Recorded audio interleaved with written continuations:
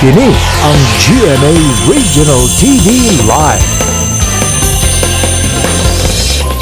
Balik diri sa GMA Regional TV Live ug karong buntaga mangayo kitag tips gikan sa taga Securities and Exchange Commission aron kita magmatngon labi na niining mga naghita karon nga online scams. And we have with us this morning Attorney Ronald Ray Adalib, Securities Council 1. Good morning, Attorney Ray, and welcome sa GMA Regional TV Live. Paki-greet ang atong mga kapuso watching us right now.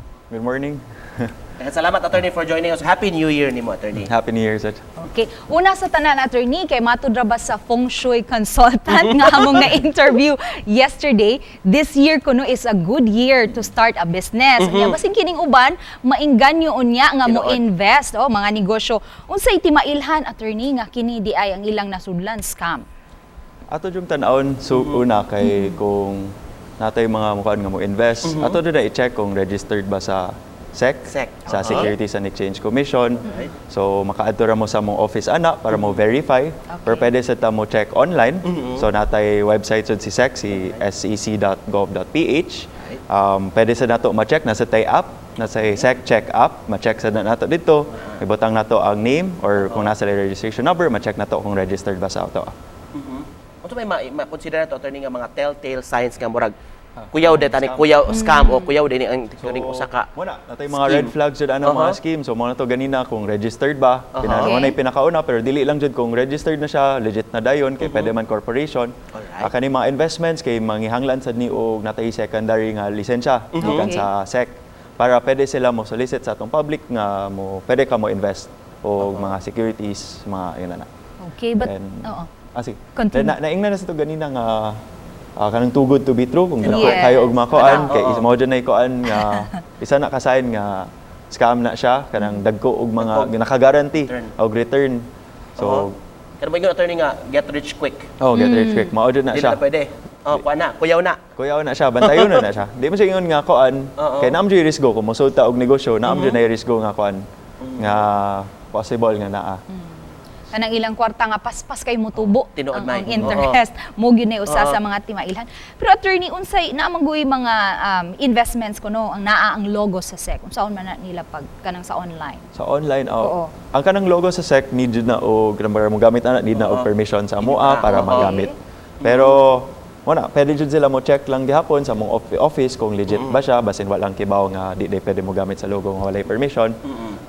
So mo to ibalik lang gihapon sa website, ma-check nato sa office pwede ta mo adto. Among office day na aday sa Ayala Business Park sa Apple One Equicom Tower.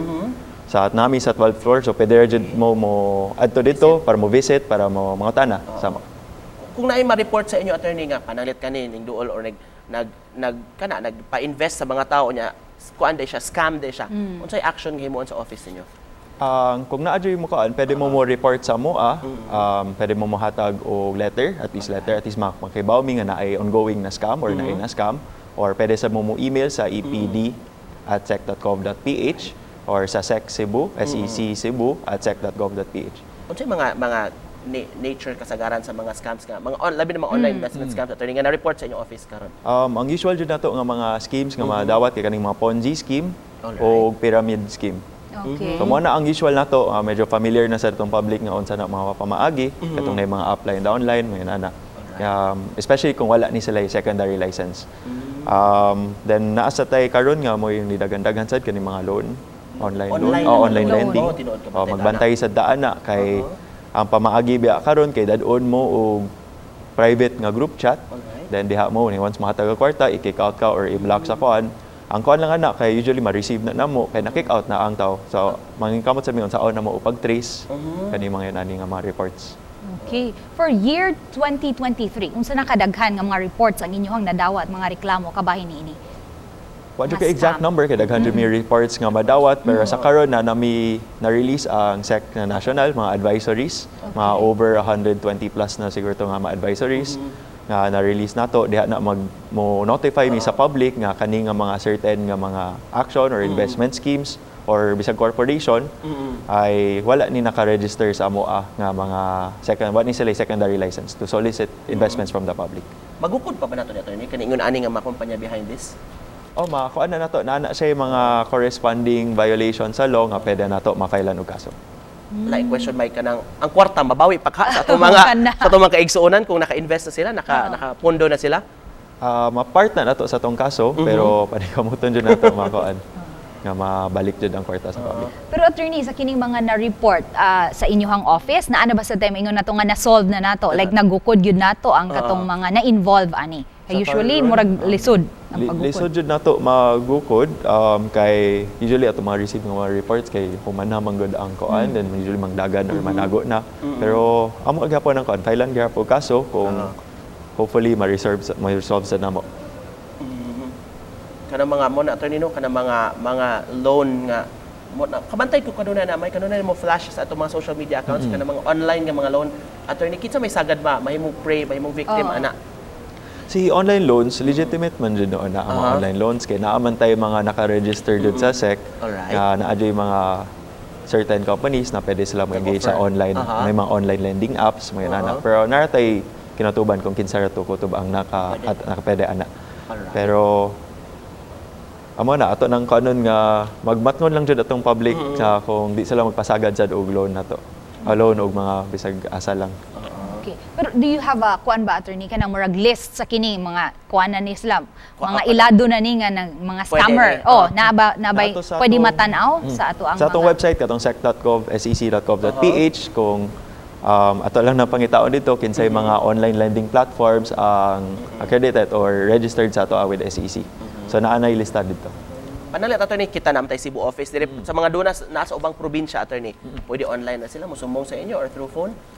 Pwede through phone or pwede sad sa online lang. Naasan mi Facebook page, pwede sad sila mo join sa mong Facebook page na SEC Cebu nga Facebook page.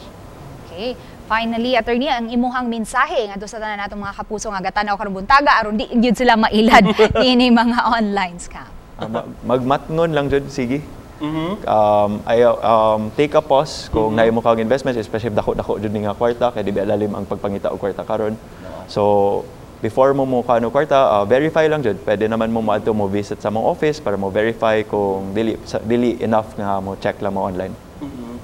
Okay, thank you so much, Attorney Ronald Ray Adalim, for sharing your time with us. And mga kapuso, ato itong timanan ha, ang mga tips nga gihatag kanato ni Attorney Ronald Ray aron kitang dili maila, dila binaning karong tuiga no, ang atong kwarta ato gyung paningkamutan nga ato gyung Pingan, yun na. ma-invest sa isa tupagi ang pinga nato.